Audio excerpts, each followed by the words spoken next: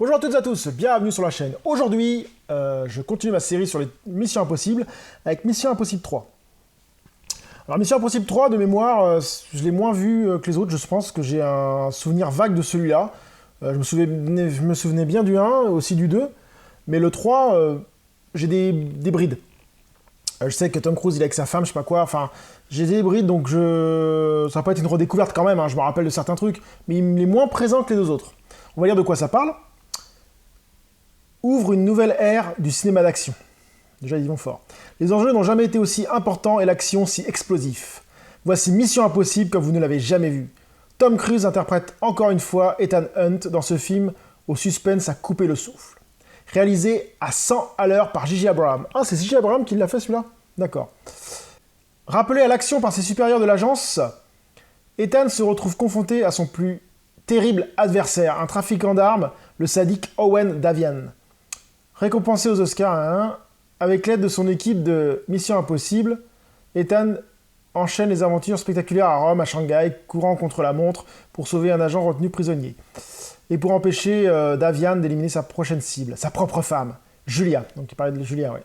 Action non-stop, coup tordu, complot machiavélique, le pari est lancé. Mission Impossible. Ouais, on va se faire ça tout de suite. A few moments later. Donc je viens de me finir Mission Impossible 3. Excellent film, j'ai vraiment bien aimé. J'ai vraiment bien aimé le film, j'ai trouvé que le film était vraiment sympa. Beaucoup plus punchy et beaucoup plus d'action que le 1 et le 2. Avec des scènes pas trop exagérées par rapport au 2. Hein. Le 2 était catastrophique. Et je trouvais que ça tient la route. Ça tient la route. Hein. On a un Tom Cruise dans la force de l'âge qui est assez crédible dans le rôle, hein, avec pas mal de choses. En plus, on a le côté de ce que j'ai bien aimé, le côté de Ethan Hunt par rapport aux autres, où on voit plus qu'il est sa vie personnelle avec sa femme et ainsi de suite. Ça, je trouve ça vraiment bien. Et le méchant est assez charismatique en plus. J'aime bien cet acteur là. Comment il s'appelle? Philip Seymour Hoffman. Voilà, c'est ça. Lui, il est vraiment clair. Enfin, c'est vraiment bien foutu.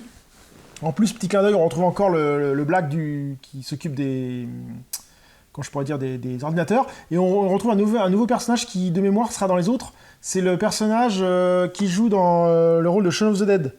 Je sais plus comment il s'appelle, ce type-là. Faudra que je retrouve le nom. C'est celui-là qui fait des Shaun of the Dead, Hot Fuzz, le dernier bar avant la fin du monde, je sais pas quoi. Enfin, il est plus souvent dans les films comics, celui. Et là, bon, là, surtout dans ce film-là, et ça passe très bien. Non, le film est vraiment bien fait, bien réalisé. On a de l'action, suspense. Franchement, j'ai passé un très bon moment à voir ce film. Donc pour moi à l'heure actuelle, avoir fait le 1, 2, 3, le 3 est le meilleur. Le 1 était pas mal, le 2 bien en dessous, et le 3 est bon. Donc on va voir, je ferai un petit récapitulatif à la fin de tous les films dans mon ordre chronologique, c'est ce que je préfère. Et celui-là reste un bon classique Mission Impossible. Donc voilà, sur ce, je vous dis à très bientôt sur la chaîne. Salut!